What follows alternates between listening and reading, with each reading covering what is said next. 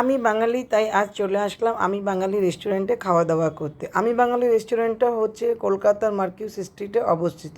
যাই হোক, কথা বলতে বলতে ভিতরে ঢুকে পড়লাম। আজকে আমরা আমি বাঙালি রেস্টুরেন্টে লাঞ্চটা সেরে নিব। ওদের ভিতরটা কিন্তু আমার ভীষণ ভালো লেগেছে বন্ধুরা।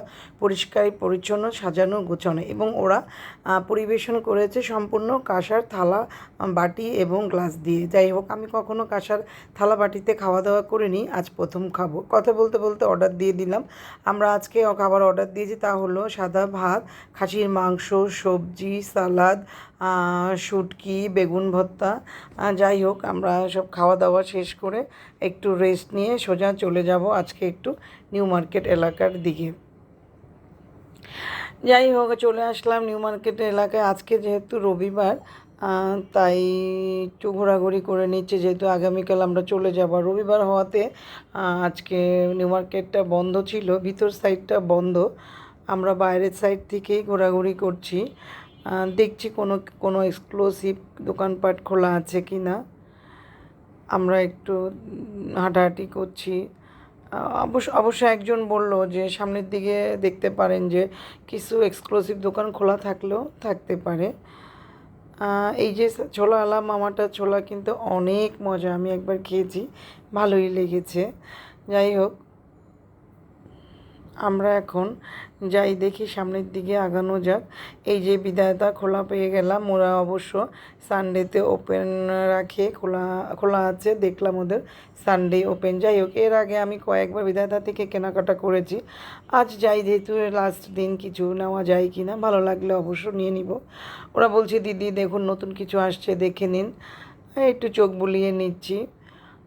এই ড্রেসটা অবশ্যই, এই মাঝখানে ইয়েলোটা একটু খুবই ভালো লেগেছিলো আমার। যাই হোক, আমি ওটা শেষ করে সিলপার্ক মলের দিকে চলে আসলাম। আমি কলকাতায় যে কয়েকবার এসেছি, আমার একবারও সিলপার্ক মলের ভিতরে যাওয়া হয়নি। আমার একজন কাজিন বললো যে যেয়ে দেখতে পারো, ভালোই লাগে এবং সব কিছুই পাওয়া যায় ওখানে। যাক, আমিও যাচ্ছি, দেখি কেমন, একটু দেখে আসি। মার্কেটটা খুবই পরিষ্কার পরিচ্ছন্ন, আমার তো ভালোই লাগছে, যেহেতু ওদের ঢোকার পথটাই খুব সুন্দর।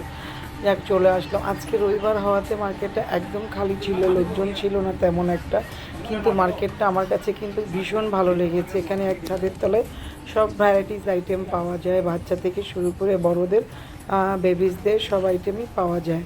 যাই হোক, এখানে দেখছি ব্রাইডাল কালেকশনও আছে। মার্কেটটা আমার কাছে খুবই ভালো লেগেছে। এখান থেকে সোজা চলে আসলাম স্যুট বাজারে। স্যুট বাজারে কয়েকবার আমি শপিং করেছি, আজকে একটু দেখি ওদের কিছু নতুন কিছু লাগিয়েছি না সামনে ডলসে। দেখলাম ডলে খুব ভালো ভালো সুন্দর সুন্দর ব্রাইডাল কালেকশন ওরা অলরেডি শো করে দিয়েছে। আমার কাছে এই ড্রেসটা আর লাইট পার্পেলটা আমার কাছে খুব ভালো লেগেছে, ল্যাভেন্ডার কালার এটা। যাই হোক, ওদের ওখানে অন্য অন্য ড্রেসও আছে, আলিয়া নায়রা থেকে শুরু করে অনেক ড্রেস। এখান থেকে শেষ করে সোজা চলে আসলাম ডিনার করতে। ডিনারটা আজকে আমরা ওয়াও মোমোতে সেরে নিব। অলরেডি আমি একটা প্লেটার অর্ডার করে দিয়েছি। ওদের চাউমিনটা অনেক টেস্ট ছিল। যাই হোক, আমি একটু দেখতেই অনেক ভালো লাগছে, যেহেতু খেতে কেমন লাগবে জানি না, একটু টেস্ট করে নেই। ভীষণ মজা ছিল, সেটা আমার রিয়াকশন দেখেই বুঝতে পারছেন। যাই হোক বন্ধুরা, কলকাতার ব্লগগুলো তাহলে আমি আজকের মতন এখানেই শেষ করছি। সবাই ভালো থাকবেন, সুস্থ থাকবেন, আমার জন্য বেশি বেশি দোয়া করবেন। আল্লাহ হাফেজ।